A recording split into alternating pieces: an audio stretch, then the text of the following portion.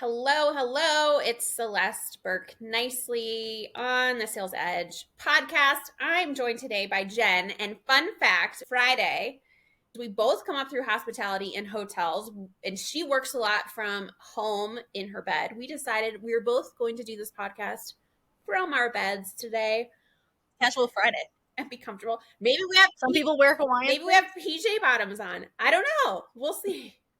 Jen, tell us a little bit about yourself. My name's Jen. I am Director of Business Development for Hotelier, which is a property management system. I come from Hilton Hotels. I have a long career in hospitality. I'm a mom of two amazing boys via embryo donation, and I am excited to talk to you. Same. And we were chatting off air about everybody tells you as a female, don't get pregnant. From age 12 until age 18, it is basically you do not get pregnant. You do everything you can to not get pregnant. And we were chatting around how difficult it is to actually get pregnant. As you don't let a boy sneeze in your direction. You're gonna ruin your life. You're gonna get knocked up. As you age. Yes. And so you are a fierce advocate for talking about pregnancy. Getting pregnant is difficult. The amount of money that it costs in this country to go through the process, the emotional toll it takes on a relationship, on your work. So if somebody wants to talk with you offline, are your DMs open to chatting about those struggles? Wide open. It's a taboo country. It's a taboo subject, the whole realm of infertility, and so many women are just alone, and there's not a lot of education around it, and we need more of a community. We have to break the silence on infertility in every aspect, whether it's IVF, IUI, embryo donation, surrogacy, adoption. There's so much out there that needs to be talked about, and I am an open book. And as a working female, balancing that, it sounds like your journey was almost 6 years with this, of balancing that emotional load as well as working full time. Yeah. Probably one of the biggest reasons I left working on property for hotels is because I knew I was about to undergo hormone treatment, and I didn't know how my body was going to react to that.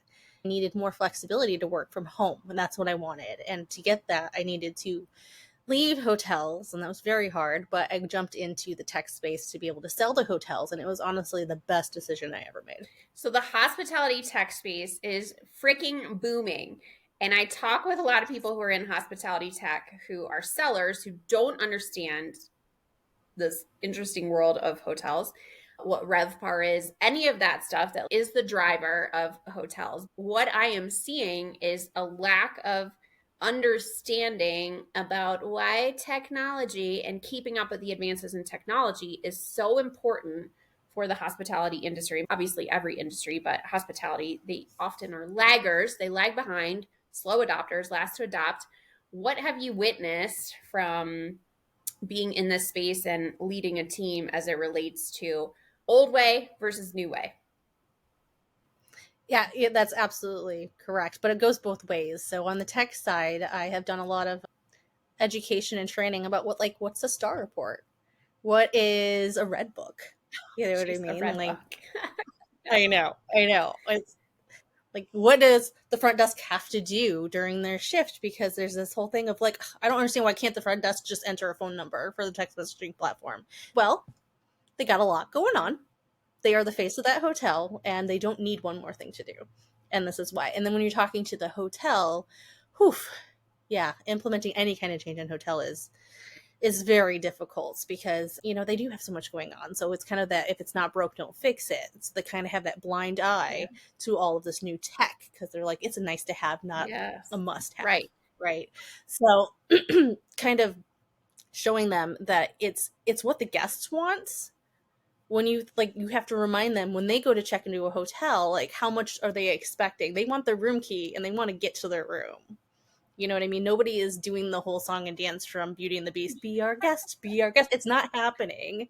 Let the technology help you keep your scores up. Help, improve your processes. especially with how the change that's been happening since COVID, even, and the lack of Mhm. staffing, and just the change in the overall attitude of guests checking into a hotel. What people don't realize about the hospitality industry is that a lot of hotels have this turn and burn, right? Unless you're extended stay or in a resort area, it's a lot of 1 to 2 night stays. There's a lot of wear and tear on the property. Imagine someone coming to your house and every single day you're changing the linen, cleaning the bathroom, like they're in and out, in and out. Guests got really pissed off during COVID about all the amenities were taken away. What do you mean I need to take off my own bedding? I don't get service. And so the expectation of the price point that you're paying is very high. It was an industry that was decimated, myself included, massive layoffs. So trying to get people to come back to an industry where they're often not treated very well by guests is difficult. And also breaking the stigma around everything is looked at as like, how much is this going to cost? What's this going to cost per room? What is the bottom line? What is the impact? Because if I'm not making my GOP, or if I don't have this type of flow through, we have an issue. Versus, and you and I chatted about this, turning that conversation into what does this mean for an owner? What does this mean to the Mm-hmm. bank when we are running more efficiently? We have lower turnover. We have better guest experience, which means guest satisfaction scores are going up. There's a lot of things that hotels are measured on that have like a really big impact to refinancing. If an owner is able to acquire more hotels, if they're able to get a loan, like the profitability, all of these things. And we're still at this place where people aren't tying together, but this is how we've always done it versus, all right, this may be a complete change to the way that we're doing business. So that was a rant there. I want to know from a management standpoint, you come from that side and you're now managing a team to sell into that space. How are you educating and having conversations with your team for their own growth, educating them on process and people and the buying habits? Yeah, it's interesting. I mean, like, it's, again, like you said, it's education. It works on both sides of it, from the hotels and the staff.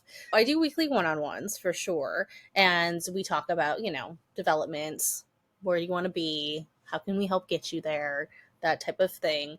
But then we also talk about, okay, so you're selling into these hotels and what they need the education on. So again, they don't know what the red book is. They don't know what paper maintenance tickets are. I'm like, do you know that they still write? Do you know what carbon copy is? I have people that don't know what carbon copy means. I feel ancient. So anyway, yeah, explaining to them that process of what their hotels are doing and how we can help them. We have a maintenance app in our property management system. So if there's an issue, if the housekeeper sees that the AC, the HVAC unit is broken, they can log it and flag the maintenance person. And guess what, GM? At the end of the year, you can go and say, room 305 seems to have issues like every month with this HVAC unit. Maybe we need to replace Right. that, and keeping up with the building and things like Yeah. that. Instead of trying to like sort through all of these paper tickets or these audit bankers boxes that are filling up your storage closets. Right. It's That insane. little bit of Yeah, and we don't have data, you're people. able to make decisions around it. Like room 305, it's happened this many Mm-hmm. times. We've dedicated this many man hours to it. It's cost us this much. And we like to say in, gap selling terms, this is the gap, right? If our Yeah, desired state is to have that room occupied 91% of the time, this is how much money we're making per room, but it's costing us this much versus the cost of a new AC unit. This is the business case for it. But if you do not have that exactly. information, and I was trying to tell somebody the other day, like, okay, there was this board and it had 3 pegs, and engineering used to you used to put the ticket up there and you would write what was wrong, and then they would move it to pending. And when it was finished, the copy went here, and then that copy went over here, and they're just like, what? That still exists. Yes. Yes, it does. Oh, It does still exist. They just don't understand. And when you explain it to GM, they're like, Oh yeah, that makes sense. They have so much going on in a hotel at any given day. It could be underwater or like the sprinkler head burst somewhere. Or You know what I mean? They need somebody to go out there and tell them, "Hey, there is a better way to do this." yeah, I had someone reach out to me, an internal champion. As we look at elevating a business conversation and we're talking about actual business problems, taking that Mhm. information and synthesizing it, saying, well, what does this mean to the property overall? What is this preventing us from doing? Is my labor cost skyrocketing? What's happening to my P&L?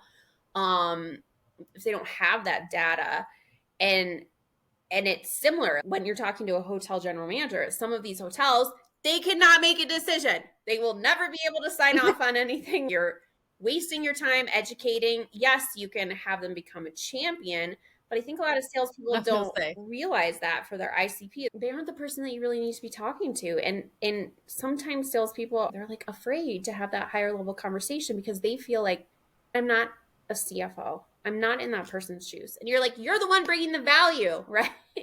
You are an expert yes, in your area. They're an expert in their area.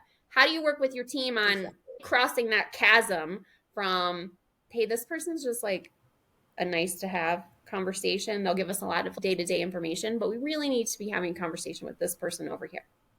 How do I do that? Honestly, there's no method. I have no method other than to be like, yeah, you need to get over the fear. Oh, Honestly, just do it. If they really need help, I'm happy to join calls with them.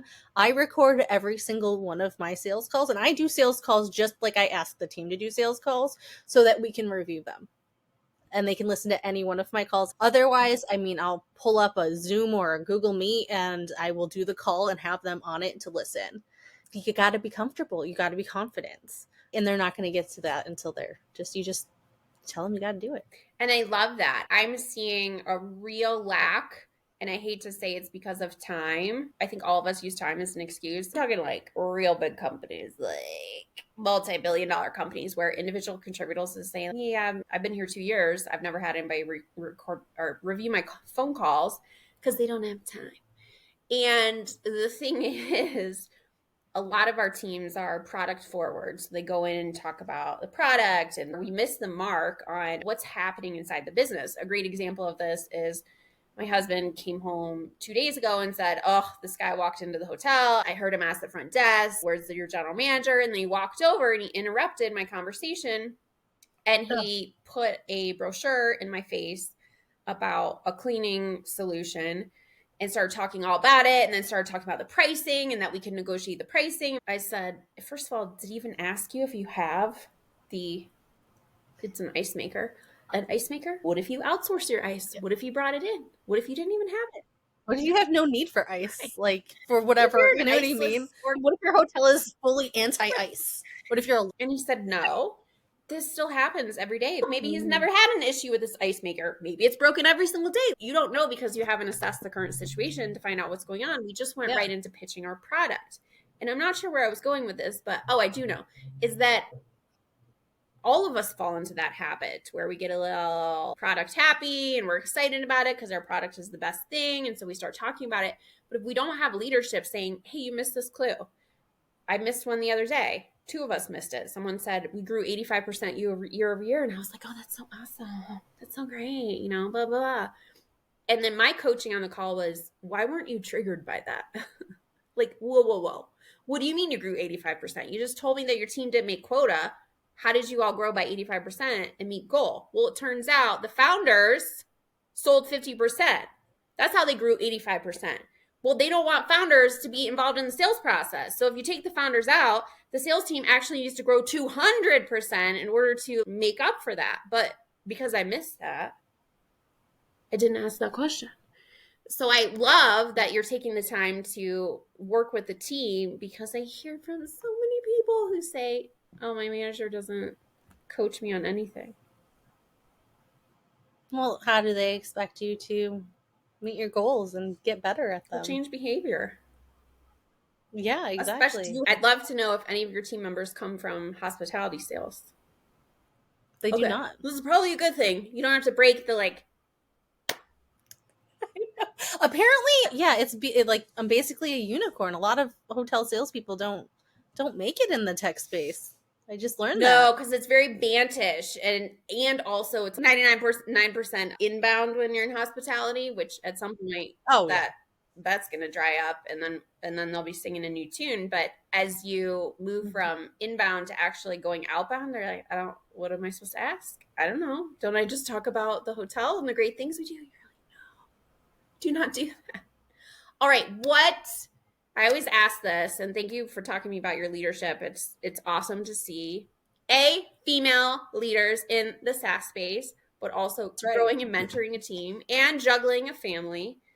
What is your sales edge? Tell the listeners. What separates me as a salesperson from all the other salespeople? Yeah. I'm actually a hotel girl. Like I said, I'm a unicorn. I've actually been in this space. I started in housekeeping.